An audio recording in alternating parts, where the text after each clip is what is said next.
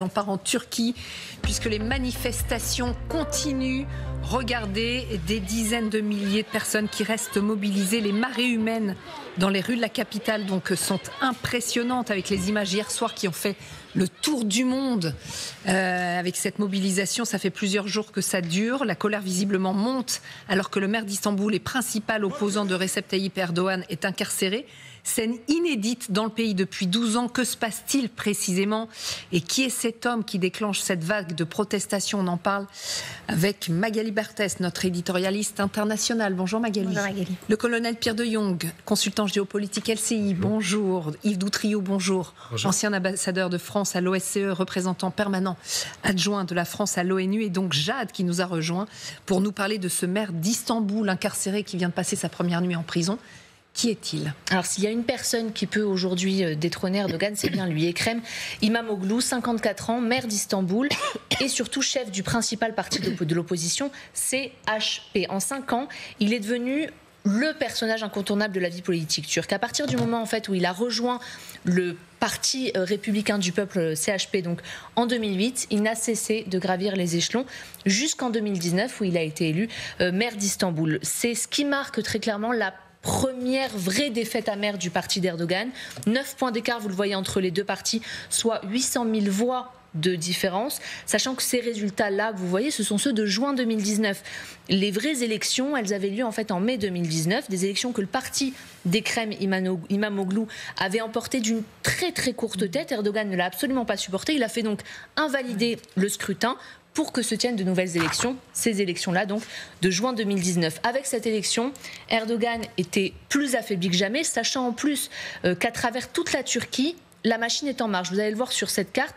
Je vous ai mis en fait toutes les grandes villes en Turquie où il y a actuellement un maire CHP. À elle seule, j'ai fait le calcul, elle réunit à peu près 28 millions de personnes, donc 33% de la population turque. Ekrem İmamoğlu, fort de son élection en 2019, devient rapidement celui qui coche toutes les cases. On dit de lui qu'il peut plaire à tous les segments de l'électorat de l'opposition, qu'il s'agisse d'électeurs turcs, kurdes, sunnites, alévis, jeunes ou âgés. Je cite ici un professeur d'université à Istanbul. Il est issu d'une famille social-démocrate, donc plutôt à gauche. Il est en même temps extrêmement conservateur. L'islam a une place très importante dans sa politique. Il est même considéré comme étant féministe. Autant de casquettes qui lui valent d'être réélu à la tête d'Istanbul en 2024. De là, Erdogan le sait et son rival ne s'en cache absolument pas. La prochaine étape, c'est la présidentielle. Il était déjà pressenti pour la présidentielle de 2023. Mais les autorités turques, à ce moment-là, ont déclenché pas mal d'enquêtes contre lui, jusqu'à même une condamnation de 2 ans et 7 mois de prison pour insulte, je cite, insulte à des responsables turcs. Ses ambitions pour 2023 se sont donc envolées. Celles pour 2028, elles restaient intactes jusqu'à jusqu'à début mars, où, avant d'être arrêté, son diplôme universitaire a été annulé. C'est une précision très importante parce que pour être président en Turquie, il faut justifier d'au moins 4 ans d'études supérieures et donc avoir un diplôme. Sans ça, impossible de se présenter. Eh bien, son diplôme a été invalidé. Après cela, vous connaissez la suite. Il a été arrêté et incarcéré pour corruption et terrorisme. Terrorisme, pourquoi? Parce que son parti aurait aidé le parti des travailleurs du Kurdistan, donc le PKK, qui est interdit en Turquie actuellement. Alors, ce qui est assez troublant, c'est que lui et Erdogan, finalement, se ressemblent. Alors, ils ont effectivement pas mal de points communs. C'est peut-être ce qui effraie Erdogan, d'ailleurs. Le plus important, ils ont tous les deux été maire d'Istanbul, effectivement. Recep Tayyip Erdogan débute presque sa carrière, d'ailleurs vous le voyez sur ces images d'archives qu'on vous a retrouvées, il débute presque sa carrière en 94 quand il devient maire d'Istanbul. Il a à l'époque 40 ans contre 49 pour Ekrem İmamoğlu quand il est devenu maire. Pour Erdogan, remporter Istanbul, c'est remporter la Turquie. C'est ce qu'il a toujours déclaré, c'est dire à quel point la perte de ce bastion a pu l'effrayer. Les deux ont un problème avec leur diplôme universitaire. Je vous ai cité à l'instant le problème d'Ekrem İmamoğlu. Celui d'Erdogan est on ne peut plus moins sûr. Certains disent qu'il a été falsifié, au point qu'aujourd'hui, il y a un ancien procureur qui a déposé plainte pour justement réclamer qu'Erdogan soit déchu de son mandat parce que son diplôme n'est pas reconnu. Ils sont tous les deux issus d'une famille traditionnelle et nationaliste. Et alors, anecdotique ou pas, les deux sont originaires, je regardais, de la même région en Turquie. Ekrem İmamoğlu est né dans la province de Trabzon, c'est au nord-est du pays, donc proche de la mer Noire. Les parents de Recep Tayyip Erdogan sont nés à 100 km de là. Plusieurs ressemblances donc, au point qu'aujourd'hui, certaines voix s'élèvent qui craignent en fait que l'actuel maire d'Istanbul, donc celui qui est actuellement incarcéré, ne devienne, je cite, un Erdogan bis. Oh, merci beaucoup, Jade. Extrêmement troublant, en fait, ces signes qui se ressemblent dans le parcours des deux hommes politiques. Est-ce que ça veut dire que Recep Tayyip Erdogan, effectivement, craint cet opposant plus que tout autre? Oui, il craint cet opposant parce qu'on voit bien que dans les sondages, en effet, s'il se présentait demain contre lui, il l'emporterait. Et Erdogan se retrouve finalement piégé lui-même, lui qui n'a cessé de répéter, celui qui tient Istanbul tient la Turquie, qui a toujours fait d'Istanbul finalement la vitrine de l'AKP, des conservateurs, des islamistes conservateurs. Aujourd'hui, il voit bien la montée et la popularité de cet opposant qu'il met en prison, alors qu'on ne sait même pas si Erdogan lui-même, normalement, ne pourrait pas se représenter pour un nouveau mandat. Donc on voit bien qu'il fait tout pour essayer de le mettre à l'écart, mais que la société turque n'est pas résignée. Et vraiment, les images ces derniers jours sont extrêmement impressionnante, cette marée humaine qui descend dans les principales villes. Comme le disait Jade, en plus, c'est pas uniquement à Istanbul, mais là, c'est vrai que ces images d'Istanbul sont vraiment stupéfiantes. Ça fait 22 ans qu'Erdogan est au pouvoir. La dernière élection a déjà été très compliquée. Déjà, il avait réussi à évincer son principal opposant, ce İmamoğlu.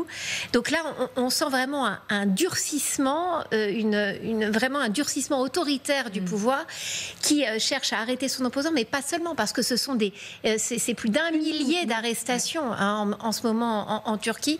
Donc vraiment une crispation autoritaire pour essayer de maintenir un pouvoir qui est quand même au bout de souffle, en bout de course, pardon. Et ben justement, Ariane Bonzon est également en direct avec nous. Bonjour, journaliste indépendant, spécialiste de la Turquie. Vous y avez été correspondante et on signale la publication de l'un de vos ouvrages, Turquie, l'heure de vérité, aux éditions Empreinte. Ce sont des images justement qui trahissent peut-être un régime vacillant, c'est-à-dire des populations qui se déplacent en masse pour manifester depuis plusieurs jours maintenant, des arrestations, le principal opposant qui est mis en prison. Qu'est-ce que ça trahit selon vous? Alors ça trahit sans doute une panique de Recep Tayyip Erdogan, effectivement, d'autant plus que dimanche avaient lieu les primaires du Parti républicain du peuple, ce principal parti d'opposition, qui devait conduire à l'élection au choix d'Ekrem İmamoğlu par les membres du Parti républicain. Et ce qui est très intéressant, c'est que certes, on voit toutes ces manifestations, mais ce qu'on a vu aussi hier, c'est des files immenses de personnes qui venaient voter, participer à ces primaires, bien au-delà du 1,7 million de membres du Parti républicain du peuple. Je crois qu'il y a 13 millions de personnes qui sont venues voter. Évidemment, majoritairement, je crois qu'il y a 1,5 million de personnes qui n'ont pas voté pour İmamoğlu, mais le reste, 12 millions et quelques, ont voté pour İmamoğlu. Donc, c'est deux choses très intéressantes. C'est qu'à la fois, on prend la rue, mais on fait aussi, à son niveau, un processus électoral. Or, le processus électoral est très important parce que Erdogan s'est toujours vanté de respecter, si vous voulez, les élections. Il n'avait pas des scores à 90%, 95% comme les autocrates ou les dictateurs. Ça se jouait toujours à 2 ou 3%. Et là, ce qu'il est en train de faire, c'est de casser ce système, de casser cette légitimité électorale. Effectivement, Recep Tayyip Erdogan qui s'exprime là en ce moment même, donc cet après-midi en direct d'Istanbul, on pourra peut-être l'écouter, on surveille ce qu'il dit, mais écoutez déjà sa prise de position au cours du week-end. Fini le temps où on descendait dans la rue, entraînant avec soi organisations gauchistes, marginaux et vandales, et où l'on montrait du doigt la volonté nationale. L'époque où l'orientation de la politique et de la justice était déterminée par le terrorisme de rue appartient désormais au passé dans la Turquie d'hier. Ariane Bonzon, votre analyse donc, de cette prise de parole du président turc, est-ce que vous seriez d'accord avec Luc de Barochez qui, dans Le Point aujourd'hui, dit que Recep Tayyip Erdogan a fait un pas de plus vers la dictature? Oui, c'est effectivement une conduite dictatoriale, absolument. Je dirais là, c'est complètement illégal. Il faut savoir quand même que l'état de droit n'existe plus depuis plusieurs années en Turquie, si jamais il a vraiment existé. Les contre-pouvoirs sont très faibles et c'était ce parti-là qui jouait un grand rôle dans le maintien d'une sorte d'opposition, d'une démocratie. Hein. Donc, effectivement, ça, on peut dire que c'est un pas. Mais alors, on passe son temps à dire qu'est-ce que c'est l'autocratie libérale, c'est la dictature. Là, il y a effectivement une décision qui relève d'une décision dictatoriale, ça c'est très clair. Est-ce que, colonel, est-ce que ça pourrait pas paraître paradoxal, la séquence qui est en train de vivre le pouvoir turc au moment même où, sur la scène internationale, il apparaît comme incontournable, notamment avec le désengagement américain? Oui, c'est la preuve que la politique intérieure n'a rien à voir avec la politique internationale. C'est partout pareil. Je veux dire que c'est deux mondes différents. Il y a la politique internationale où vous pouvez briller, il y a des réunions, des sommets, etc. Vous êtes dans un monde qui est totalement neutre. La politique intérieure, c'est autre chose. Par contre, votre légitimité dans la politique internationale, elle vient bien évidemment de la politique intérieure. Moi, je retiens 3 dates. Je retiens 2011, c'était le début du printemps arabe en Syrie, qui avait commencé un peu sur le même modèle, sachant qu'à l'époque, Bachar contrôlait extrêmement bien l'armée déjà. Le deuxième point, c'est 2016. Rappelez-vous, le coup d'État, on n'a jamais très bien su ce qui s'était passé, mais il y avait une purge phénoménale dans l'armée, dans l'administration, la fonction publique, etc., où là déjà, il a vraiment repris les affaires en main, parce que j'imagine qu'en 2016, le coup d'État n'était pas à la hauteur de la purge qui a suivi ce coup d'État. 2016, donc à partir de 2016, il a vraiment pris les affaires en main. Et puis le troisième point, c'est aujourd'hui, où là, il a affaire à quelque chose de puissant. Comme le disait Magali, quand on voit les photos qui ont été probablement dissimulées à la population turque, c'est colossal. Il y a des rues entières, je ne sais pas combien de personnes il y a, parce que ça n'a pas été compté, mais on peut dire plusieurs centaines de milliers, voire plusieurs millions, enfin j'en sais rien, mais c'est absolument colossal. Maintenant, il a un point fort, Erdogan, c'est son armée. Il a une armée qui fait plus d'1 million d'hommes, elle est très bien entraînée, elle est parfaitement reconnue par la communauté internationale, ils sont dans l'OTAN, ils sont partie prenante, ils ont également des structures très particulières avec les SMP, Société militaire privée, qui s'appelle Sadat, qui a été créée justement en 2016 au moment du coup d'État. Donc il a créé une organisation sécuritaire autour de son armée, autour des structures officielles, qui est performante, qui est intrusive, et donc je pense que si ça chaufferait bien plus qu'en Syrie. Malheureusement, en Syrie, ça vient de s'arrêter il n'y a pas très longtemps au passage. Exactement. Ariane Banzo, vous êtes d'accord? A priori, oui, alors, si je puis me permettre, je crois que justement, il y a une articulation entre la scène intérieure et la scène internationale, justement, dans ce problème. C'est-à-dire que je pense que Erdogan, au contraire, se sent très conforté par sa position au niveau international. Il est devenu quand même un passage obligé pour l'Ukraine et l'Union européenne, par exemple, extrêmement contente de ce que vous parlez de l'armée, mais justement, l'Union européenne serait très contente que l'armée turque puisse donner un coup de main s'il y avait un dispositif de garantie mis en place en Ukraine. Et Erdogan est plutôt d'accord pour le faire. De la même manière, en Syrie, on a vu qu'il a réussi un coup. Alors, ça va être compliqué, hein, mais il a quand même, c'est un peu son homme qui est actuellement au pouvoir en Syrie. De la même manière, il a des relations avec la Russie. Avec le président Trump, ça se passe plutôt bien. Il y a eu un échange téléphonique la semaine dernière qui a été assez positif. Donc tout ça fait que ça lui donne une certaine force pour réagir sur la scène intérieure, et ça aussi peut-être neutralise un certain nombre de pressions qui seraient venues de l'extérieur. Ah, donc il pourrait s'en servir, effectivement. On voit quand même les réactions internationales. Nous, on avait l'impression que c'était un peu à minima. Il a fallu attendre pour avoir des condamnations unanimes. Alors la France l'avait fait dès mercredi avec la condamnation du principal opposant, mais elle l'a refait donc hier soir, l'incarcération du maire d'Istanbul, Ekrem İmamoğlu, ainsi que de nombreuses autres personnalités constituent des atteintes graves à la démocratie. Et puis l'Union européenne a également réagi, à la Commission, je crois plus précisément, condamnant effectivement cette arrestation et puis parlant d'atteinte aussi à la démocratie. Écoutez. L'arrestation du maire İmamoğlu et des manifestants suscite des questions concernant l'adhésion de la Turquie à sa longue tradition démocratique établie. En tant que membre du Conseil de l'Europe et candidat à l'Union européenne, la Turquie doit respecter les valeurs démocratiques. Ces droits, les droits des élus ainsi que le droit aux manifestations pacifiques doivent être pleinement respectés. On peut parler de condamnation à minima, Magali, ou pas ? Il y a évidemment un embarras profond du côté européen, il faut quand même avoir en tête que le 12 mars dernier, Donald Tusk, donc le Polonais, est en visite à Ankara et lui qui est le président en exercice, vous savez, du Conseil européen à la présidence tournante en ce moment, c'est la Pologne, on voit ces images. Et à ce moment-là, il dit mais non, la Turquie a toute sa place dans l'Union européenne, le processus doit être concret. Quand on voit ces images-là et celles en ce moment même en direct de ces manifestations, voilà, on se dit que Tusk a parlé beaucoup trop vite et que maintenant, en effet, il faut rétropédaler. Mais alors, on est évidemment énormément gêné en expliquant que oui, c'est pas bien d'emprisonner les opposants. L'Allemagne a réagi, elle qui a une très forte communauté turque aussi, avec en effet une condamnation. Mais il est certain que oui, on est gêné parce que la Turquie joue un rôle essentiel, notamment pour retenir les migrants. Il faut se rappeler cet accord qui est passé entre la Turquie et l'Union européenne, où on a donné et on continue de donner des milliards à la Turquie pour qu'elle retienne sur son territoire les migrants, notamment de Syrie, qui à un moment sont déversés sur l'Europe. Donc aujourd'hui, oui, évidemment, les condamnations, elles sont très embarrassées parce qu'on voit bien ce durcissement, ce tournant autoritaire du régime. Et puis en même temps, on a besoin de la Turquie sur l'Ukraine, sur énormément de sujets, la Syrie, énormément de sujets internationaux. Deuxième armée de l'OTAN, quand même. Oui, deuxième armée de l'OTAN, rappelons-le, la Turquie. L'Europe a été obligée de fermer les yeux.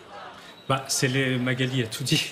C'est l'éternel décalage entre les droits de l'homme et la réelle politique. C'est un voisin de l'Europe très important, qui en plus est candidat depuis la fin des années 90 pour entrer dans l'Union européenne. On sait d'ailleurs que de temps en temps, les Turcs nous rappellent qu'ils sont toujours candidats. Ils avaient bloqué, souvenez-vous, pendant presque 2 ans, l'entrée de la Suède dans l'OTAN.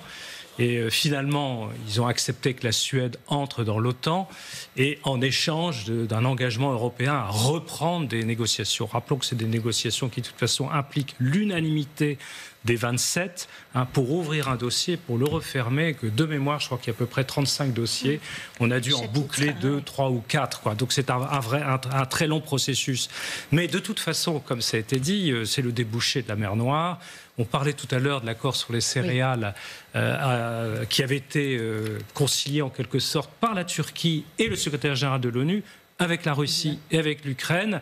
On reparle des céréales. Il y aura donc à nouveau une implication quelque part dans les négociations de paix. On peut aussi évoquer une présence de sécurité aussi pour garantir la paix. Ça amène beaucoup de questions. Voilà. Effectivement, c'est intéressant. Ariane Bozon, est-ce que ça veut dire... Alors, je ne sais pas si on peut parler comme ça, mais... Toutes ces manifestations, est-ce qu'elles sont vouées à l'échec? On comprend bien l'importance de la Turquie sur la scène internationale. Et puis, le colonel nous rappelait effectivement cet appareil militaire extrêmement dense et serré. Alors, qu'est-ce qui peut se passer? Dans ce genre de situation, première hypothèse, la justice reprendrait les choses. Et donc, considérerait que l'arrestation de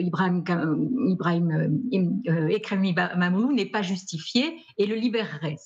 La rue, du coup, c'est hors de question.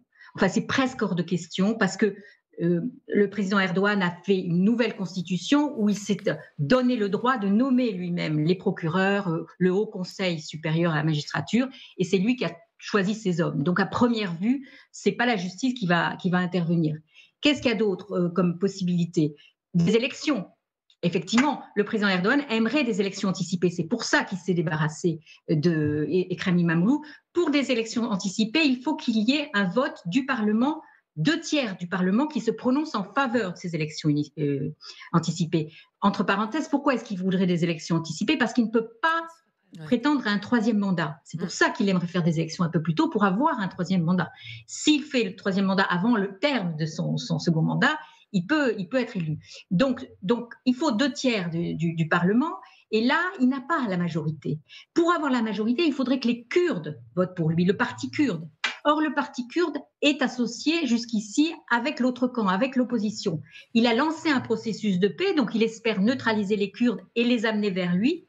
Mais c'est loin d'être sûr. D'ailleurs, il y a eu un certain nombre de déclarations de responsables du parti kurde en faveur d'Ekrem İmamoğlu. Donc, on exclut l'élection. Troisième possibilité, eh bien, c'est l'économie. C'est-à-dire que vraiment, ça irait, l'économie s'effondrerait et ça va mal. Et d'ailleurs, c'est la carte que jouent un certain nombre de responsables du Parti républicain, du peuple, qui disent « Regardez, les réserves de la Banque centrale se sont effondrées en 3 jours alors qu'on les avait reconstituées depuis 2 ans. » Et ils insistent énormément là-dessus parce qu'on sait que la situation économique de la Turquie va mal, que les gens qui sont dans la rue aujourd'hui en souffrent depuis plusieurs mois, voire plusieurs années. Et c'est peut-être ça qui pourrait faire basculer vers une solution plus apaisée.